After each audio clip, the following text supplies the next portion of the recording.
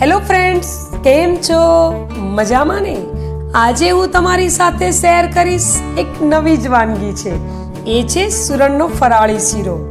કેટલાક લોકોએ તો પહેલી જ વાર નામ સાંભળ્યું હશે, એને તો નવાઈ જ લાગશે કે સુરણમાંથી શીરો કેવી રીતે બનાવાય. તો આજે આપણે સુરણનો શીરો પણ બનાવીએ અને એના ફાયદા પણ જાણીએ.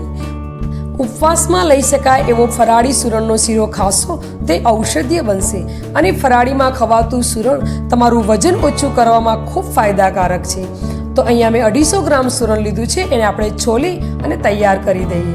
તો આપણું સુરણ છોલી અને તૈયાર થઈ ગયું છે. હવે એના મોટી સાઈઝના પીસ તૈયાર કરી દીધા છે. સુરણમાં માટીનો ભાગ વધારે હોવાથી આપણે 2 થી 3 પાણીમાં ધોઈ દઈશું. હવે કુકરની અંદર 1 કપ જેટલું પાણી એડ કરી દઈએ અને આ રીતનો કાટલો ગોઠવી અને સુરણને બાફીશું.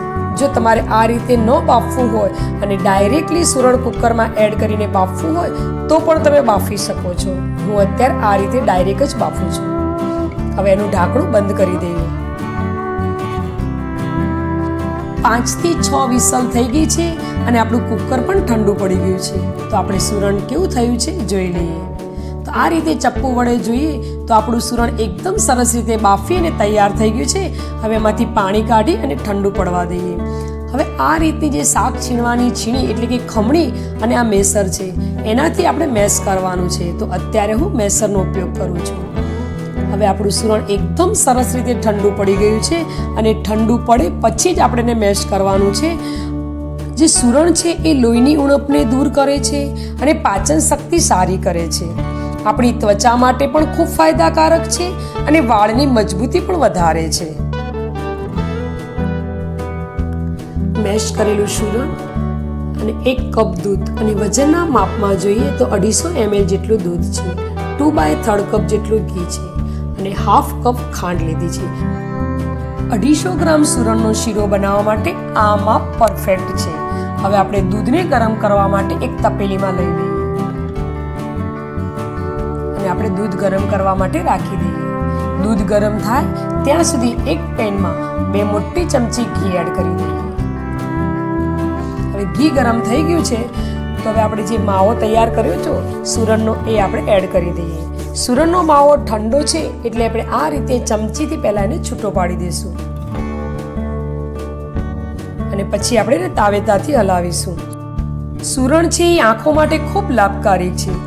રોગ પ્રતિકારક શક્તિમાં પણ વધારો કરે છે અને સંધિવામાં પણ સુરણ ખૂબ ફાયદાકારક છે.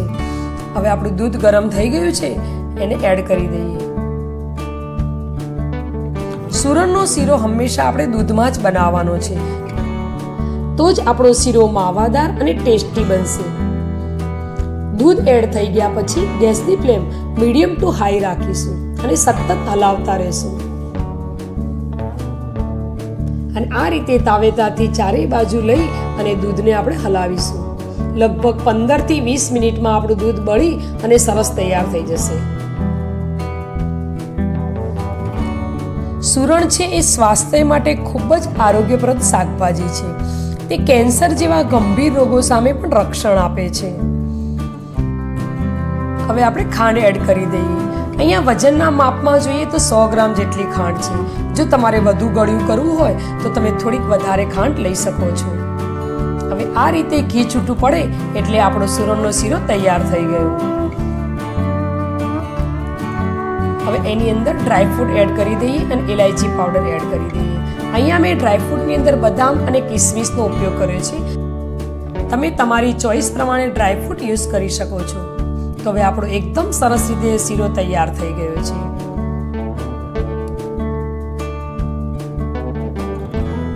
શીરો કરવા માટે જે 2/3 કપમાં ઘી લીધું હતું એમાંથી આટલું ઘી વધ્યું છે.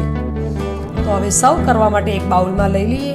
ઇલાયચી પાવડર અને ડ્રાયફ્રૂટથી આપણે ગાર્નિશિંગ કરી દઈએ. શીરો જોતા જ તમને એવું લાગતું હશે કે વાવ, કેટલો સરસ શીરો બન્યો છે. તો એકવાર જરૂરથી ટ્રાય કરજો અને ટ્રાય કરવા જેવો છે. તો જો તમને મારી આ રેસીપી પસંદ આવે તો લાઈક, શેર અને સબસ્ક્રાઇબ જરૂરથી કરજો અને બાજુમાં આવેલા બેલ આઇકનને પ્રેસ કરજો.